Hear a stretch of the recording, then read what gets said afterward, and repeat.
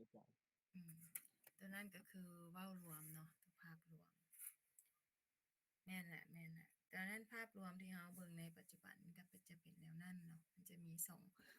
ภาคส่วนมันบ่แม่นว่าสองอย่างคือเป็นข้อมูลทีนี้บทข้อมูลเราจะเบิ่งเกี่ยวกับข้อมูลสำหรับตัวน้องว่ามันแยกเป็น2ภาคส่วนคือได้จาก data ก็คือข้อมูลแล้วก็ information คือข้อมูลข่าวสารภายนอกเนาะอย่างต่างๆไผตอบก็กินอาจารย์บ่ได้เบิ่งซื่อเพราะว่าอาจารย์บ่ได้เบิ่งใน Google Meet ตอนนี้อาจารย์ต้นน้ำอาจารย์ต้นน้301ำโอเคต้นน้ำบวก2ส่วนหอมเนาะขอบใจสำหรับการมีส่วนร่วมในการตอบเนาะเฮามาเบิ่งต่อข้อมูลที่สามารถนำใช้ในคอมพิวเตอร์เนาะเกี่ยวกับเนื้อหาของบทนี้เพิ่นบอกว่ามีอยู่5ประเภทเนาะก็คือข้อมูลแบบตัวเลขเนาะหรือ numeric data ก็ข้อมูลตัวอักษร text data ข้อมูลเสียงพวก auto พวกแม่น auto พวก audio data เนาะกับข้อมูลภาพ image data ต่อมาสุดท้ายคือข้อมูลภาพเคลื่อนไหวคือจำพวกวิดีโอ data เนาะนี่เรามาเบิ่งตัวย่อยของแต่ละประเภทของข้อมูลเนาะข้อมูลเกี่ยวกับตัวเลขนี่ก็จะมีจำพวกหยังข้อมูลที่เป็นจำนวนตัวเลขสามารถนำไปคำนวณได้เช่นจำพวกจำนวนเงินเดือนหรือราคาสินค้าอย่างต่างๆเนาะส่วนประเภทที่2คือข้อมูลตัวอักษรเนาะจะได้แก่จำพวกข้อมูลที่เป็นตัวอักษรและสัญลักษณ์เช่นพวกชื่อนามสกุลหรือชื่อสถานที่อยู่อย่างต่างๆเนาะเอามาเบิ่งประเภทที่3คือข้อมูลเสียงหรือ audio data เนาะได้แก่ข้อมูลที่เป็นเสียงพวกดนตรีหรือว่าเสียงเว้าเสียงอหยังต่างๆเนาะที่เราได้ยินจากคอมประเภทที่4คือ image data คือข้อมูลของรูปภาพเนาะตัวนี้ได้แก่จำพวกข้อมูลที่เป็นจุดสีต่างๆที่นำมาเรียงต่อกันแล้วเกิดเป็นรูปภาพขึ้นมาเนาะเช่นภาพถ่ายภาพลายเส้นเป็นต้นเนาะตัวสุดท้ายคือภาพเคลื่อนไหวเนาะหรือว่าวิดีโอ data ได้แก่ข้อมูลที่ได้อ่าจากภาพเคลื่อนไหวหรือว่าเป็นภาพเคลื่อนไหวต่างๆเช่นภาพเคลื่อนไหวที่ถ่ายด้วยกล้องวิดีโอหรือภาพที่เฮ็ดจากโปรแกรมต่างๆเนาะที่เรามาเบิ่งการเฮ็ดเวียกของข้อมูลในคอมพิวเตอร์เนาะจะมีอยู่3ขั้นตอนหลักๆก็คือการรับข้อมูลเข้าคือ input เนาะแล้วก็การ process คือการดำเนินการต่อมาก็คือการนำข้อมูลออกคือ output เนาะสำหรับ format มาตรฐานของข้อมูลตัวนี้อาจารย์ให้พวกน้องไปเบิ่งเอาเนาะอาจารย์จะเพราะว่า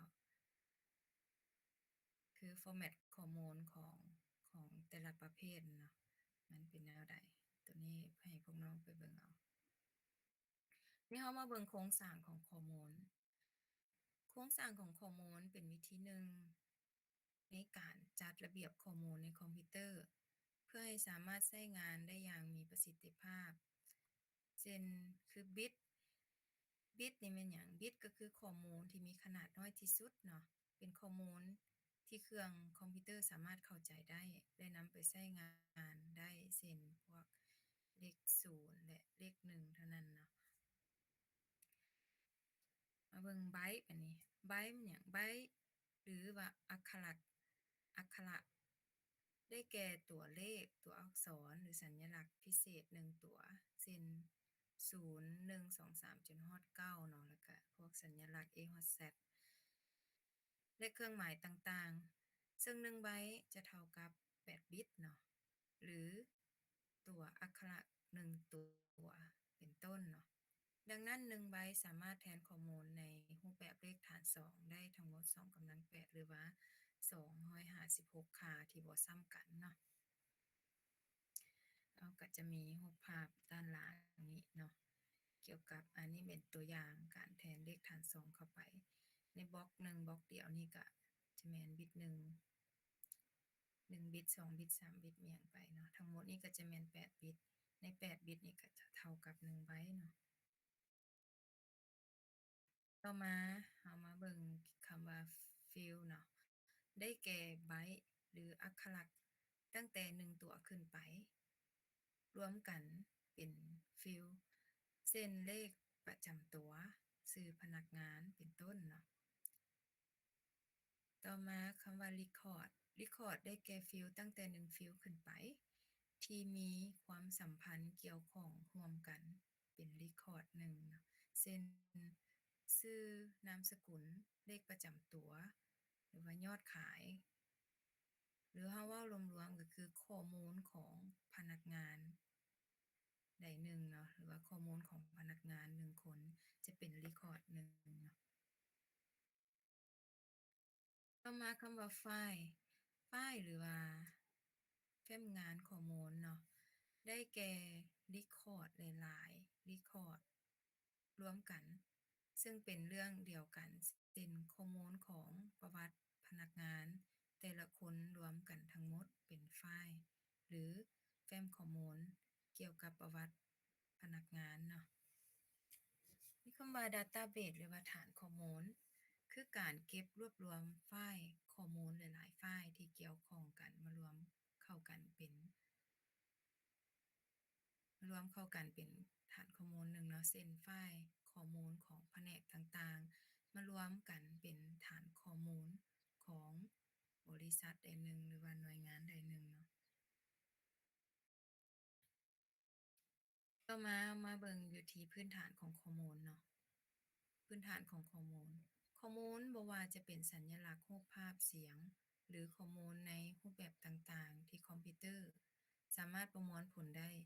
จะต้องอยู่ในรูปแบบของสัญลักษณ์สัญญาณทางไฟฟ้าเนาะซึ่งเป็นสัญญาณดิจิตอลที่ถูกแทนด้วยเลขโลจิกเนาะหรือว่า0และ1และแปลงให้อยู่ในรูปแบบที่เหมาะสมด้วยอุปกรณ์นำเข้าก็คือ Input เนาะที่ให้คอมพิวเตอร์สามารถดำเนินการจัดเก็บหรือนำไปใช้ในระบบคอมพิวเตอร์ได้เอามาเบิ่งรูปแบบตัวอย่างของการป้อนข้อมูลเข้าเครื่องคอมพิวเตอร์เนาะในรูปแบบที่มนุษย์ป้อนเข้าก็จะมีสัญลักษณ์หรือว่าอักขระต่างๆเนาะพร้อมด้วยตัวเลขเนาะส่งเข้ามาในเครื่อง input เฮานี่เนาะการบริการ input เฮานี่คือนำข้อมูลเข้ามาในคอมพิวเตอร์ในข้อมูลที่รูปแบบคนส่งเข้ามาคอมพิวเตอร์ก็จะแปลงให้เป็นสัญญาณทางไฟฟ้าหรือว่าเลขดิจิตอลคือ0กับ1เท่านั้นเนาะนี่เป็นการหับค่าของคอมพิวเตอร์เนาะหับค่าข้อมูลแล้วมาเบิ่งตัวระบบตัวเลขเนาะในระบบคอมพิวเตอร์ที่มีการใช้ระบบเลขฐานหมายถึงกลุ่มข้อมูลที่มีจำนวนหลักหรือว่าดิจิตตามชื่อ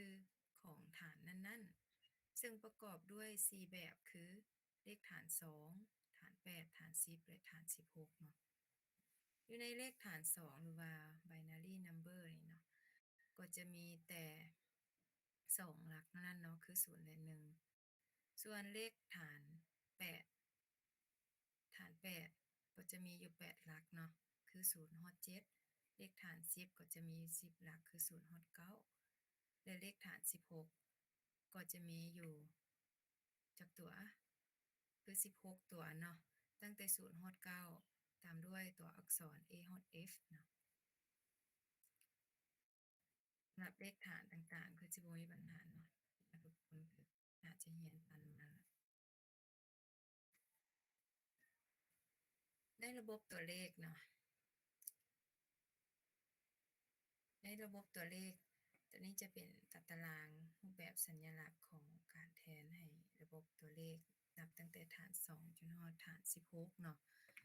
คือในนี้เราจะมาเบิ่งความแตกต่างใน2คอลัมน์นี้ซื่อๆเนาะคือตัวนี้เนาะ จะใช้โดยมนุษย์เนาะมนุษย์อ่านเบิ่งเข้าใจได้เนาะมีแต่มีมีเพียงแต่ระบบของเลขฐาน2เนาะที่มนุษย์เข้าใจที่มนุษย์ใช้ส่วนฐาน16หาฐาน8ฮอดฐาน16นี่ก็จะเข้ากับโนไปหมดเนาะอันนี้อืมอ๋ออาจารย์อธิบายผิดเนาะตัวนี้มันสลับกันธรรมดา binary ต้องขึ้นมาก่อนว่าเป็นอย่างสลับกัน ตัวมนุษย์เข้าใจได้มีเพียงแต่ฐาน10เนาะตัวต่อมาคือสำหรับคอมพิวเตอร์เนาะคอมพิวเตอร์สามารถอ่านเข้าใจได้เพียงแต่ฐาน2เท่านั้นเนาะส่วนฐานอื่นๆแม่นบ่เข้าใจเฮามาเบิ่งระบบเลขฐานต่างๆเนาะเลขฐานจะเริ่มต้นอยู่ที่เลขฐาน2เนาะเป็นจั่งใดน้อผู้เข้ามาช้านี่อาจารย์ก็บ่ทันได้ไปล็อกตัวคนเข้ามาออโตไว้เนาะ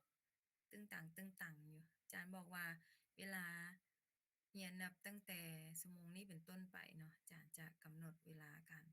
เข้าห้องเรียนช้าสุดบ่เกิน15นาทีเนาะมื้อนี้ยังมีคนเข้าช้าหลายคนอยู่ตึ้งตังอยู่โอเคเนาะเฮามาเบิ่งระบบเลขฐาน2เลขฐาน2คือตัวเลขที่มีค่าบ่ซ้ำกันเพียงแต่2หลักเนาะคือ0และ1เป็นเลขฐานเดียวที่เข้ากันได้กับฮาร์ดแวร์เนาะของเครื่องคอมพิวเตอร์ได้โดยกง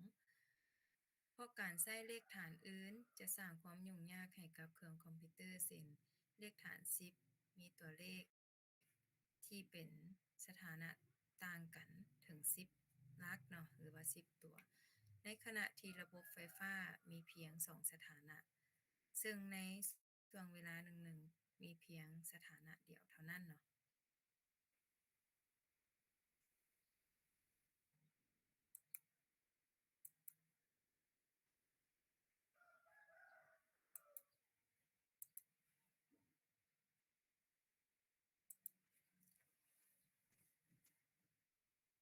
โอเค เลขฐาน2แต่ละหลักเรียกว่าบิตบิตย่อมาจาก binary digits เนาะโดย1บิตสามารถแทนได้2สถานะก็คือ0กับ1เนาะเลขฐาน2เป็นระบบตัวเลขที่มีค่าประจำตำแหน่งหรือค่าประจำหลัก position value เนาะหรือน้ำหนักโดยจะมีโดยจะเพิ่มขึ้น10 10หน่วยสองอันนี้มีตัวนี้10กำลัง2เด้10สงสัยตัวนี้ผิดโดยจะเพิ่มขึ้น10กำลัง2เท่าเด้2กำลัง10ตัวนี้บ่แน่ใจปานใดเด้อเดี๋ยวอาจารย์ไปเบิ่งคืนจากทางขวามือมาทางซ้ายมือหรือเพิ่มขึ้น2เท่าในระบบฐาน10อ๋ออาจารย์พิมพ์ผิดเนาะอันนี้เป็น10กำลัง2เนาะตัวนี้บ่แม่น10หอย2พากันแปลงเด้อตัวนี้เด้อ โดยจะเพิ่มขึ้นคือ10กำลัง2เท่าเนาะจากทางขวามือมาทางซ้ายมือหรือเพิ่มขึ้น2เท่าในระบบเลขฐาน10เนาะฟังอยู่บ่พากันแปลงตัวนี้เด้อตัวนี้10ห้อย2นี่เป็น10กำลัง2เด้อเดี๋ยวเรามาเบิ่งเลขฐาน8บัดนี้หรือว่า octal number system เนาะเป็นระบบตัวเลขที่เรานำมาใช้เพื่อลดความผิดพลาดในการสั่งงานในรูปแบบเลขฐาน2เลขฐาน8เป็นระบบตัวเลขที่มีฐานมีค่าเท่ากับ8โดยใช้เลขที่มีค่าบ่ซ้ำกัน8หลักซึ่งได้แก่0ถึง7เนาะเป็นระบบตัวเลขที่มีค่าประจำตำแหน่งหรือค่าประจำหลัก หรือน้ำหนัก โดยจะเพิ่มขึ้น10กำลัง8เท่าเนาะ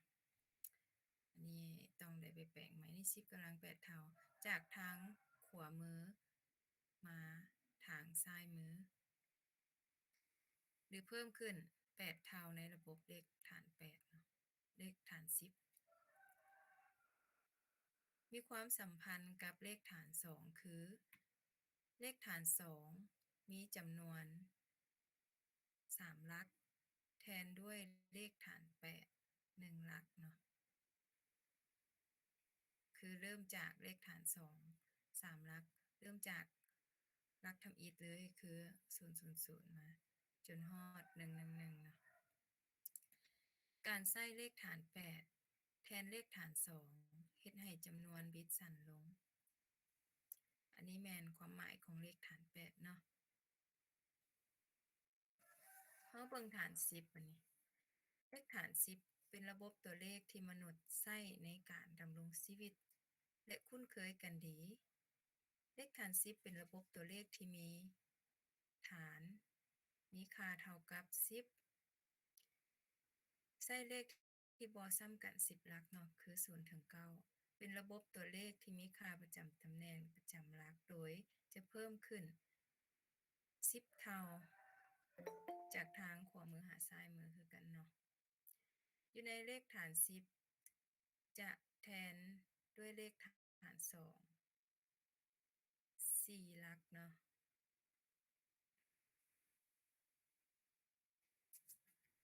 เบิ่งเลขฐาน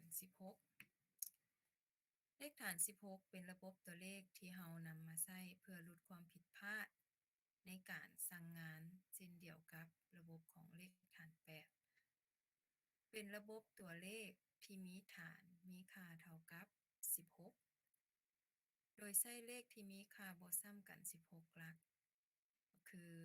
059พร้อมด้วยตัวอักษร A ถึง F เนาะในตัวอักษรต่างๆก็จะแทนด้วยตัวเลขไปตามลำดับเลยเนาะจาก9นับไปเลย10จนฮอด15เนาะในตัวเลขแทนอยู่นี่เราจะได้นำไปใช้ในการคิดไล่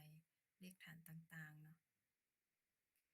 เลขฐาน16เป็นระบบตัวเลขที่มีค่าประจำตำแหน่งประจำหลักโดยจะเพิ่มขึ้น10กำลัง610กำลัง16เนาะตัวนี้แปลงให้แน่เด้อ10กำลัง16บ่แม่นหอยเด้อจากทางขวามือหาซ้ายมือคือกันเนาะหรือเพิ่มขึ้น16เท่าของระบบเลขฐาน10นะมีความสัมพันธ์กับเลขฐาน2คือเลขฐาน2มีจำนวน4หลักเนาะแทนให้เลขฐาน16 1หลักการใช้เลขฐาน16แทนด้วยเลขฐาน2ก็จะมีข้อดีคือเฮ็ดให้มันสั้นลงเนาะเฮ็ดให้จำนวนบิตสั้นลงเนาะโอเควันนี้เรามาเบิ่งการพัวพันกันระหว่างเลขฐานต่างๆเนาะในการแปลงเลขฐานต่างๆเนาะอยู่ในวงจรรูปภาพอยู่ในนี่เนาะจะเป็นตัวอย่างให้เบิ่งว่าจากเลขฐาน10นี่เนาะสามารถเปลี่ยนกลับไปมาระหว่างเลขฐาน2ได้เนาะเลขฐานต่างๆเปลี่ยนหากันได้เนาะเลขฐาน10เปลี่ยนเป็นเลขฐาน8ได้ฐาน8เปลี่ยนเป็นฐาน10ได้ฐาน8เปลี่ยนฐาน16ฐาน16เปลี่ยนเป็นฐาน8ได้เนาะนี่คือกันเนาะฐาน2กับฐาน16แล้วฐาน16เนาะก็สามารถเปลี่ยนเป็นฐาน10ได้ฐาน10ก็เปลี่ยนฐาน16ได้ในเลขฐาน2ก็สามารถเปลี่ยนเป็นฐาน8ได้ฐาน8ก็เปลี่ยนกลับมาเป็นฐาน2ได้คือกันเนาะอยู่นี่จะมีตัวอย่างการเปลี่ยนตัวเลขเนาะในเลข25นี่เนาะตัวนี้แม่นเลขหยัง25 25อยู่ในนี่ห้อยด้วย10ก็จะเป็นฐาน10เนาะเท่ากับเลขฐาน2ก็คือ11001ห้อยด้วย2ก็คือฐาน2เนาะในตัวเลขนี้สามารถเปลี่ยนมาเป็นฐาน8ได้ก็คือ31เนาะห้อยด้วยฐาน8แล้วตัวต่างๆนี่ก็สามารถเปลี่ยนมาเป็นฐาน16ได้คือ19เนาะมันเปลี่ยนแนวใดอยู่นี่เรามาเบิ่งกัน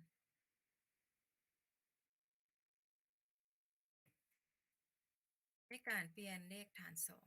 2 คื คือเลขฐาน2จะมีแต่เพียง2หลักเนาะเพิ่นให้ตัวเลขมาคือ11010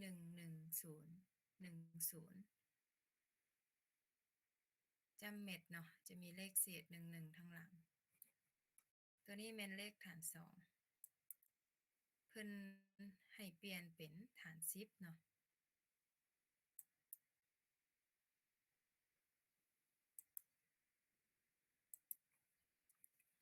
เพิ่นให้เปลี่ยนเป็นฐาน10เฮาเฮ็ดแนวใดก็คือเฮาจะแยกตัวเลขแต่ละหลักแต่ละบิตอยู่นี่ลงมาเนาะคือเฮาเริ่มนับจากขวาไปซ้ายเนาะอันนี้แม่นหลักหยัง00 1 2 3 4เนาะเฮาก็มาตั้ง1นี้ลงมาคูณให้2กำลัง4ตัวนี้ตั้ง1ตัวนี้ลงมาคูณให้2กำลัง3 0ตัวนี้คูณให้2กำลัง2ตามลำดับไปเลยเนาะ1อยู่นี่เนาะคูณให้2กำลัง1แล้ว0ตัวนี้ก็มาคูณให้2กำลัง0แต่ละหลักก็จะบวกไปเทีละหลักเนาะคูณให้2กำลังของแต่ละลำดับของบิตเนาะสำหรับเลขเศษอยู่นี่เขาก็จะนับจากซ้ายไปขวาเริ่มจาก1ไปเลยเนาะเลขเศษตัวนี้เนาะ1คูณให้2กำลังลบ1เนาะมันเป็นเลขเศษเขาจะนับไปเบื้องขวามือเลยก็คือติดเครื่องหมายลบให้กำลังมันเนาะ1ตัวนี้ก็อยู่นี่คูณให้2กำลัง2จากนั้นเราก็คูณกันธรรมดาไปเลย2กำลัง4ก็เท่ากับ16คูณให้1ออกเท่าไหร่ออก16คือเก่าเนาะตัวนี้ก็ตามลำดับเลย0คูณอย่างก็ออก0คือเก่าเนาะต่อมาตัวนี้ก็ออก0เอาก็เพียงแต่เอาส่วนที่เหลือมาบวกกันเลขเศษก็เอาบวกกันก็ออกมาเท่านี้นะจะได้26จุดให้75ถูกบ่ลองไล่เบิ่ง16บวก8เนาะเท่ากับเท่าใด16บวก8 24บวกให้2เป็น26เนาะอันนี้แม่นเลขจำนวนถ้วน26ถูกแล้วแล้วเราก็มาบวกเลขเศษตัวนี้2กำลังลบ1 2กำลังลบ2คูณขึ้นกำลังแล้วก็มาคูณ1ออกก็ได้มาบวกกันก็จะได้อยู่75เนาะตัวนี้ก็จะเป็นกำลังของเลขฐาน2ต่างๆเนาะ2กำลัง0จนฮอด2กำลัง10ค่ามันออกเท่าใดตัวนี้เพิ่นก็จะอธิบายเกี่ยวกับ1K เนาะหรือว่า1หยัง กิโลเข้าใจ1กิโล1K หรือ1กิโลเนาะเท่ากับ2กำลัง10ก็จะเท่ากับค่า1,024เนาะตัวนี้ก็1เมกะเท่ากับ2กำลัง20เนาะเท่ากับค่าเท่านี้เนาะ1ล้านกว่าตัวนี้ก็1จิกะเท่ากับ2กำลัง30เนาะค่ามันก็จะออกประมาณนี้เนาะตัวนี้แม่นเอาไว้ให้เบิ่งเนาะเผื่อมีการคิดไรหรืออาจจะออกในคำถามตอบสั้นเนาะโอเคเนาะเกี่ยวกับตัวอย่างการคิดรายเลขฐาน2บ่มีปัญหาเนาะผ่านเนาะแล้วเบิ่งเลขฐาน8การคิดรายหรือว่าการเปลี่ยนเลขฐาน8ให้เป็นฐาน10เนาะเลขฐาน8ก็จะมีอยู่8หลักเนาะเริ่มจาก0หา7เพิ่นให้ตัวอย่างมาก็คือ2 7 5 4ของเลขฐาน8เปลี่ยนมาเป็นเลขฐาน10เท่ากับเท่าใด ในการเปลี่ยนเลขฐาน8เป็นเลขฐาน10เนาะเราจะใช้ในการคูณเข้ามาเนาะให้ฐาน8กำลังต่างๆเนาะคือเราเริ่มจากนี้เลยนับจากขวาไปซ้าย4ขึ้นกำลังหยังคูณให้8กำลัง0เนาะกำลัง1กำลัง2กำลัง3ไปนี่เราก็มาตั้ง2เลย2คูณให้8กำลัง3เท่ากับเท่าใด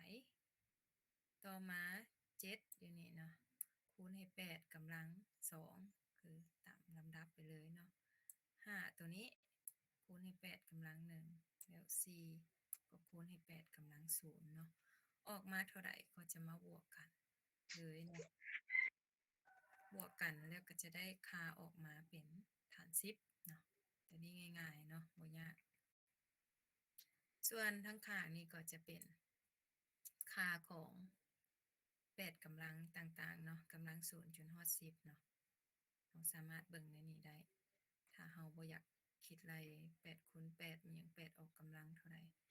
เราก็สามารถเบิ่งในนี้ได้แต่ถ้าผู้ใดจื้อในหัวเลยว่า8กำลังต่างๆออกเท่าใดจะไวขึ้นเนาะในการคิดไรโอเคเนาะในการคิดไรเลขฐาน8เข้าใจเนาะ โดยอาจารย์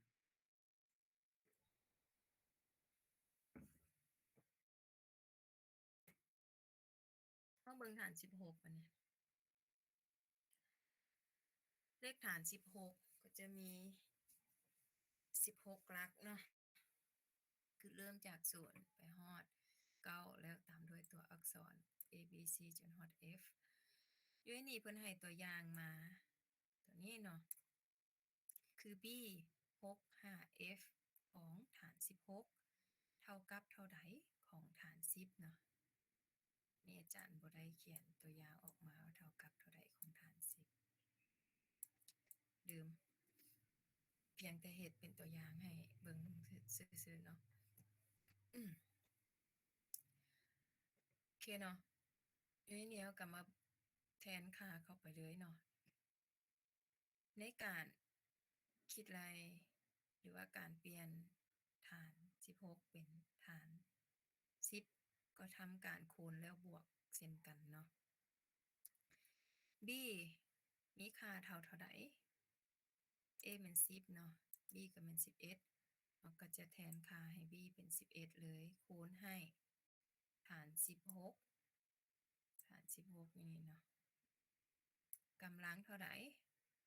เริ่มจากกำลัง0 1 2 3 16กำลัง3บวกให้6ตัวนี้เนาะคูณให้16กำลัง2บวกให้5คูณให้16กำลัง1แล้วบวกให้ f f มีค่าเท่ากับ15เนาะ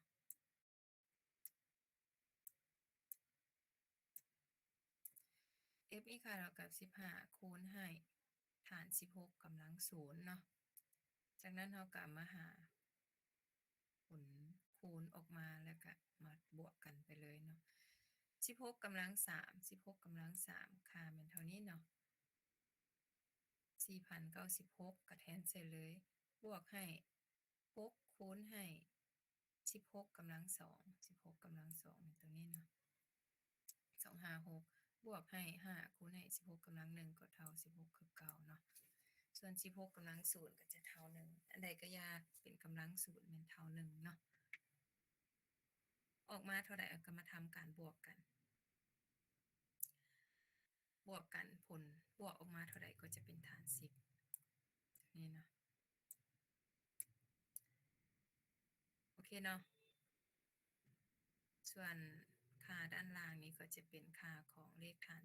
16กำลัง0จนฮอด16กำลัง10เนาะสามารถเบิ่งอยู่นี่ได้ในการคิดไรเข้าใจเนาะบ่ยากเนาะตัวนี้เนาะโดยโอเคแล้วเบิ่งโตต่อไปการเปลี่ยนเลขฐาน10อันนี้ให้เป็นฐานต่างๆเนาะหรือฐาน2 8และ16วิธีการเปลี่ยนระบบเลขฐาน10ให้เป็นระบบเลขฐานต่างๆคือเลขจำนวนเต็มเนาะแม่นให้ตั้งเลขจำนวนเต็มเป็นตัวตั้งหารให้กับเลขฐานต่างๆที่ต้องการหารไปจนกว่าบ่สามารถหารได้2ก็คือเลขเศษที่เหลือถ้าเพิ่นให้เลขเศษมานำเนาะจากการหารในแต่ละครั้งบ่แม่นเนาะอันนี้อาจารย์อธิบายผิดเอาใหม่เนาะอธิบายเลขเต็มก่อน ขเต็มเลขถ้วนก็คือแม่นให้ตั้งเลขจำนวนเต็มเป็นตัวตั้งหารให้กับเลขฐานต่างๆที่เราต้องการซอกหารเนาะหารไปจนกว่าบ่สามารถหารได้แล้วเอาเลขเศษที่เหลือหั่นมาเป็นคำตอบเนาะโดยเรียงลำดับจากการหารครั้งสุดท้ายขึ้นไปหาการหารครั้งทำอิฐเนาะเดี๋ยวจะมีตัวอย่างให้เบิ่งส่วนเลขเศษเนาะหรือว่าเลขทศนิยมหรือเลขทั้งหลังจำเม็ดเนาะภาษาบ้านเฮาก็เอิ้นเลขเศษไปเลยแม่นตั้งเลขทศนิยมหรือว่าเลขเศษหั่นเนาะของเลขฐาน10ที่เพิ่นให้มาเป็นตัวตั้งคูณให้กับเลขฐานต่างๆที่เราต้องการซอกหาเนาะคูณไปจนกว่าค่าที่ได้จากการคูณเป็น0จำนวนเต็มที่ได้จากการคูณแต่ละครั้งแม่นคำตอบเนาะโดยเรียงลำดับจากการคูณข้างทำอิฐที่เราตั้งคูณเนาะไปจนฮอดตัวสุดท้ายเนาะมันจะสลับกันเนาะตัวนี้คือเลขเศษเราจะเอาผลตอบของผลคูณที่ได้หั่นเป็นคำตอบคือตัวเราตั้งคูณทำอิฐเนาะจนฮอดตัวสุดท้ายส่วนเลขถ่วนจะเป็นตัวตั้งหารแต่คำตอบที่เราจะเอาแม่นเอาเลขเศษเนาะก็คือเอาครั้งสุดท้ายไล่ขึ้นไปหาครั้งทำอิฐเนาะเราเบิ่งตัวอย่างเนาะการเปลี่ยนเลขฐาน10เป็นฐาน2เพิ่นให้ตัวอย่างเลขฐาน10มาก็คือ13เนาะตามด้วยเลขเศษ4หลักอยู่นี่เนาะคือ6 8 7 5ตัวนี้เนาะเดี๋ยวเราก็มาทำการเปลี่ยนเลยเปลี่ยนเลขฐาน10ของ13นี่ก่อนเนาะโดยตั้ง13มาหารให้2 13หาร2ได้6จะเศษ1เนาะอันนี้เราจะเอาคำตอบออกมาไว้นอกเลย13หาร2ได้6เศษ1เนาะแล้วเราก็เอา6หาร2ต่อไปเลย6หาร2ได้3เศษ0อันนี้มันเลขเศษของมัน3หาร2ต่อไปได้1เศษ1 1หาร2ได้บ่1หาร2บ่ได้เนาะเราจะได้0ก็เอาเศษ1คือเก่าเบิดแล้วเนาะในการหารคือมันจะสิ้นสุดอยู่ที่นี้ถ้าเอา1ไปหาร2อีกมันก็เป็นคือเก่าเราจะมาสุดอยู่ที่นี้คือ1หารให้2บ่ได้มันได้0แล้วเนาะคือมันจะสุดอยู่บอนนี้เราก็เอาเลขเศษเลข1มาในการตั้งคำตอบเราก็จะเริ่มนับจาก1ทั้งลมนี้ขึ้นไปหาตัวตั้งหารทำอิฐเลยผลออกของ13ก็จะได้1101ของเลขฐาน2เนาะตัวนี้แมนเปลี่ยน13เลขฐาน10ให้เป็นฐาน2เดี๋ยวเบิ่งเลขเศษ6อัน4หลักคือ6 8 7 5เฮาก็มาตั้งเลขเศษนี้ขึ้นเป็นตัวตั้งคูณให้เลขฐาน2ที่เฮาต้องการหารที่เฮาต้องการหาคำตอบเนาะ0 6 8 7 5คูณ2ออกเท่านี้เนาะออก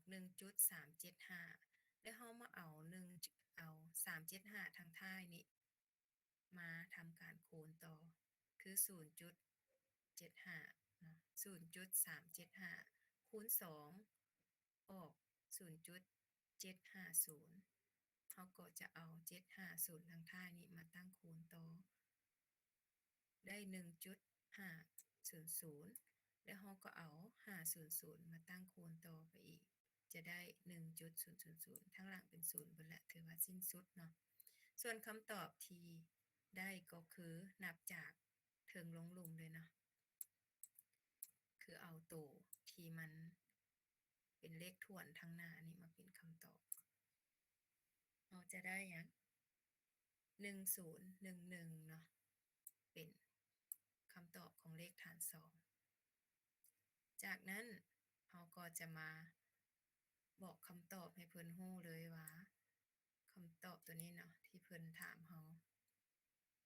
เหมือนคำตอบคำถามตัวนี้เนาะที่เพิ่นถามเฮา 13.6875 ของเลขฐาน10เท่ากับ1101จะเม็ดเนาะคือเอาเลขเศษนี้มาใส่1011ของเลขฐาน2อันนี้จะเป็นคำตอบของการเปลี่ยนเลขฐาน10เป็นฐาน2เนาะเข้าใจบ่เข้าใจบ่ฟังอยู่อ่ะเข้าใจแล้วบ่โดยฟังอยู่ โดยเข้าใจอยู่อาจารย์ ก็ตอบในตัว คิดฮอดเฮียนอยู่ห้องเด้เนาะถามก็บ่ต้องมานั่งท่าคำตอบแบบสิทุกคนก็ตอบมาโลดได้ยินบ่คือเฮียนออนไลน์เนาะทุกคนปิดไมค์บางเทื่อตอบไปอาจารย์ก็บ่ได้ยินเพราะบ่เปิดไมค์โอเคเนาะเฮาไปเบิ่งต่อไปการเปลี่ยนเลขฐาน10เป็นฐาน8คือกันเนาะเฮาก็จะเอาเลขถ้วนเอาหายไปไสแล้วเฮาจะเอาเลขถ้วนที่เพิ่นให้มานี่เนาะมาเป็นตัวตั้งหารให้เลขฐานที่เราต้องการหา239หารให้8ได้29เลขเศษแม่น7แม่นบ่29หารให้8ได้3เลขเศษแม่น5 3หารให้8ได้0เลขเศษแม่น3คำตอบที่ได้มาหยังนับจากลงขึ้นไปเทิงเนาะ3 5 7ส่วนเลขเศษทางท้ายเราก็มาตั้งคูณคือเก่าเนาะเอาเลขเศษมาคูณให้เลขฐานที่เราต้องการหา0.1875ก็จะได้ 1.5 เอาเลขเศษทางหลังนี้มาเป็นตัวตั้งคูณต่อไปเนาะคูณ 0.5 อันนี้เราเติมใส่หรือบ่เติมก็ได้เนาะ 0.5 คูณให้8ก็จะได้หยัง8 5 40เนาะก็จะได้ 4.00 สิ้นสุดแล้วเนาะมาทางท้ายมันเป็น0ก็จะได้คำตอบอยู่นี่ตัวนี้แม่นเอาจากเทิงลงลุ่มเนาะคือได้1กับ4คำตอบที่ได้เราก็เอามารวมกันง่ายบ่ง่ายเนาะโดย บาดให้ไล่ให้มันได้เนาะว่าตัวนี้เราจะให้ไล่แต่ว่ากำหนดเวลาของการคิดไล่คือฝึกให้คิดไว้ว่าซั่นไปมันจะออกในการเสงเนาะแต่มีเวลาในการคิดไล่จำกัดเวลาว่าซั่นไปโอเคเฮามาเบิ่งฐาน16คือกันเนาะวิธีคิดไล่คือกันนี่แม่นคำถามที่เพิ่นให้มาก็จะมาตั้งหารให้ฐานที่เราต้องการหาคือ16นะได้เลขเศษเท่าใดเอาจะเป็นคำตอบเนาะสำหรับเลขเศษของฐาน16นี่เนาะถ้ามันกลายเก้าแล้วให้เปลี่ยนเป็นตัวอักษรเนาะถ้าผู้ใดยังเขียนเป็นตัวเลข10หรือ11 12อยู่นี่ผิดเนาะอาจารย์บ่ให้คะแนนถ้าคำตอบออกมาเกิน9ให้เปลี่ยนเป็นตัวอักษรแล้วค่อยมาเขียนเป็นคำตอบตัวนี้คือกันเนาะอันนี้คำตอบของเลขเศษถ้ามันออก12สิเราก็มาเปลี่ยนเป็นตัวอักษรตัวอักษร12เท่ากับเท่าใดก็มาเปลี่ยนใส่เป็นฐาน16เนาะเข้าใจเนาะเข้าใจ โดย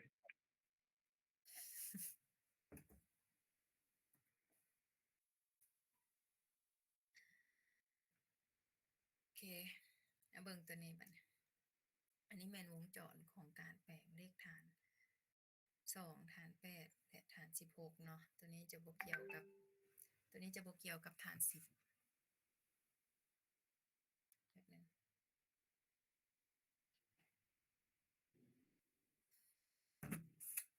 วันนี้2โมงแล้วอาจารย์เดินทางแต่ว่าต้องออกไปซื้อปี้ก่อนเที่ยงอีกอยู่เฮามาเบิ่งเลข ฐาน2 8และ16เนาะ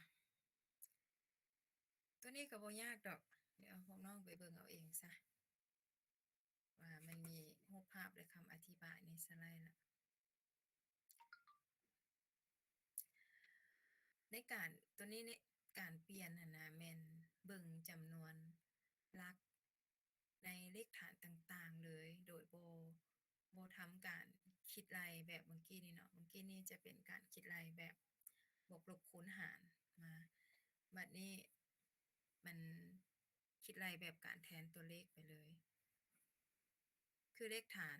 8 1ตัวสามารถแทนได้ด้วยเลขฐาน2 3หลักเนาะตัวนี้เราจือตัวนี้ส่วนเลขฐาน16ก็แทนด้วย4หลักตัวนี้เป็นการแทนตัวเลขโดยการแทนแต่ละจำนวนหลักไปเลยโดยบ่ผ่านการคิดไล่เนาะคือสมมุติตัวนี้เนาะเพิ่นให้เลขฐาน2มาให้เปลี่ยนเป็นฐาน8ตัวนี้เราก็ทำการแทนตัวเลขไปเลยเนาะโดยเรารู้แล้วว่าฐาน8นี้จะเท่ากับเลขฐาน2อยู่3หลักเนาะเราก็มากำหนดเอา3หลักไปเลยคือเพิ่นให้ตัวอย่างมา111010111และตามด้วยเลขเศษด้านหลังนี้คือ11001ของเลขฐาน2เท่ากับเท่าไหร่ของเลขฐาน8เราก็มาเริ่มนับเอาแต่สมมุติเลขถ้วนเนาะเราก็นับแต่เบื้องขวาหาซ้ายคือมานับเอาแต่ตัวนี้เลยเป็นตัวทำอิฐเนาะ1101เท่ากับเท่าใดของฐาน8ตัวนี้นะเอากระแทนใส่ตัวนี้ทุกคนน่าจะพอได้เนาะเราจะจืดตัวเลขในการแทนแต่ละหลักในตัดตารางของเลขฐาน2ฐาน8ไปเลย011เท่ากับลำดับที่3เนาะของหลักของเลขฐาน8ส่วนตัวนี้101ก็จะอยู่ที่ลำดับที่5ของเลขฐาน8เนาะส่วนตัวนี้ทั้งหน้าเนาะมี2มันบ่ครบ3บิตเฮาก็เพิ่มเลข0ทั้งหน้าใส่เลยก็จะแทนด้วยเลข3เนาะคือลำดับของฐาน8เนาะเลข3ส่วนทั้งหลังนี่ก็คือกันเพราะทั้งหลังเฮาจะนับจากซ้ายหาขวาเนาะคือจะเริ่มจากหลังเลขเศษไปเลยนี่นับออกมา3หลัก1101ก็จะเท่ากับลำดับที่6เนาะของฐาน8 0 1ทั้งหลังบ่มีหยังก็เพิ่มเลข0ใส่เนาะให้มันเต็ม3หลักก็จะได้อยู่ตำแหน่งที่2เนาะของเลขฐาน8คำตอบของเราก็จะมีเขียนใส่ด้านล่างนี่เลยคือนับจากนี้ไปเลยตามลำดับตัวนี้บ่ยากเนาะโอเคเนาะตัวนี้บ่ยากปัญหา16ก็จะนับด้วย4หลักคือกันเนาะวิธีการคิดไล่คือกันกับตัวเปลี่ยนเป็นฐาน8นี่แม่นคำถามที่เพิ่นให้มาเลขฐาน2เปลี่ยนเป็นฐาน16เฮาก็แทนเข้าเลยฐาน16จะเท่ากับเลขฐาน2 4หลักก็แทนเข้าไปเลย1011นี้เท่ากับลำดับที่เท่าใดของฐาน16เฮาก็ไปเบิ่งแล้วก็มาแทนใส่ยินี่อาจารย์แทนไว้แล้วเนาะเท่ากับ b เนาะ b แม่นลำดับที่เท่าใด11เนาะแม่นบ่ตัวถัดมาก็จะแม่นตัวนี้เลยอยู่นี่มันเต็ม4หลักเลยเฮาก็บ่จำเป็นต้องเติม0ใส่ด้านหน้าก็จะเท่ากับตำแหน่งที่เท่าไหร่นี่ของเลขฐาน16 A B C D E ลำดับที่14เนาะตัวนี้แม่นบ่ลองไปเบิ่งเด้อในตารางส่วนเลขเศษทั้งหลังก็จะนับจากซ้ายหาขวาไปเลยคือหลังเริ่มต้นทำอิฐของจำเม็ดนี่เนาะนับไป4หลักของฐาน16 1100ได้ลำดับที่11เนาะเท่ากับ4ส่วนตัวนี้เนาะหลังจุดบ่แม่นหลังจุดทั้งหลังยังบ่เต็มจำนวน4บิตเนาะเฮาก็เติมเลข0ให้เลยเติมจาก0ก็ได้เนาะให้มันเต็ม4บิตเนาะ ถ้ามันเกิดมันตัดออกได้ลำดับที่8เนาะของเลขฐาน16นี่ก็คือผลออกของการแทนตัวเลขเนาะของเลขฐาน2เปลี่ยนเป็นฐาน16ง่ายเนาะตัวนี้ง่ายหลายแต่สำคัญก็คือต้องจือจำลำดับเนาะถ้าบ่จือลำดับของมันเราก็ได้คำตอบที่ผิดพลาดคิดว่าทุกคนอาจจะเจอติเนาะลำดับของเลขฐานต่างๆ00 01 10มีหยังไปตัวนี้แม่นเปลี่ยนโอเคอาจารย์ครับมาตัวใหม่เลย ตัวนี้แม่นเปลี่ยนเลขฐาน8เป็นฐาน16เนาะ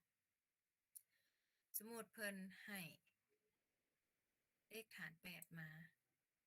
ตัวนี้เนาะเลขฐาน8 1076ของเลขฐาน8เท่ากับเท่าใดฐาน16เราก็จะเอา1076นี่มาเปลี่ยนเป็นเลขฐาน2ก่อน โดยเลขฐาน2ก็จะแม่น3หลักเนาะ3บิตเปลี่ยนแทนใส่ตำแหน่ง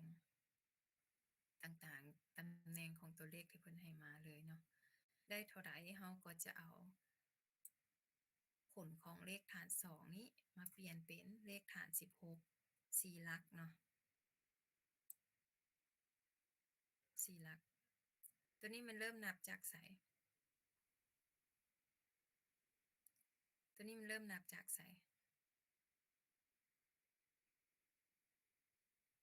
ใครตอบได้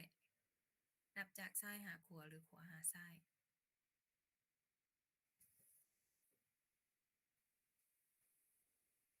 มีไผฮู้บ่ตัวนี้มันเริ่มนับจากไส ขวาหาซ้ายพอกัน ขวาหาซ้ายวะแม่นเนาะถ้าเป็นเลขถ้วนเขาจะนับจากขวาหาซ้าย ถ้าเป็นเลขเศษเขาจะนับจากซ้ายหาขวาเนาะนี่เขาก็มาหาคำตอบเริ่มจากตัวนี้ก่อน4หลักเนาะก็จะได้ตำแหน่งที่ e แล้วตัวนี้ต่อมา4หลักนะได้ตำแหน่งที่3ตัวนี้4หลักคือกันเนาะถ้าว่ามันมีแต่3หลักมันให้เติม0ทางหน้าเลยนี่ก็จะได้ตำแหน่งที่2เนาะนี่ก็จะเป็นผลออกของ1076ของเลขฐาน8เปลี่ยนเป็นฐาน16เนาะจะเท่ากับ2 3e ของเลขฐาน16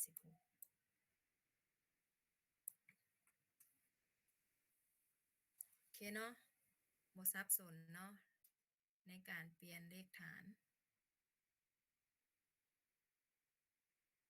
บ่สับสนเนาะไปได้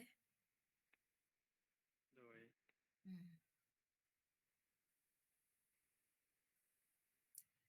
วันนี้กลับคืนมาเปลี่ยนฐาน16เป็นฐาน8ก็คือเก่าเนาะถ้าเพิ่นให้ตัวเลขฐาน16มาให้เฮาเปลี่ยนเป็นฐาน8ง่ายๆก็คือเฮามาเปลี่ยนฐาน16ให้เป็นฐาน2 1ตัวเลขหรือ1ตัวอักษรของฐาน16เท่ากับเลขฐาน2จำนวน4บิตเนาะเฮาก็มาแยกมาเปลี่ยนพวกนี้นี่ก่อนเปลี่ยนตัวนี้ออกมาเป็นเลขฐาน2แล้วเฮาก็จะมาหาจำนวนของเลขฐาน8ซึ่งนับจากเลขฐาน2จำนวน3บิตจากนับจากเบื้องขวาหาเบื้องซ้ายเนาะเทื่อละ3บิตถ้าบิตใดบ่ฮอด3เฮาก็เติม0ใส่ทางหน้าไปเลยเนาะคือบิตตัวนี้เนาะบิตที่0บ่ฮอด3บิตเฮาอยากเติมบิตทางหน้าเติมอีก2 0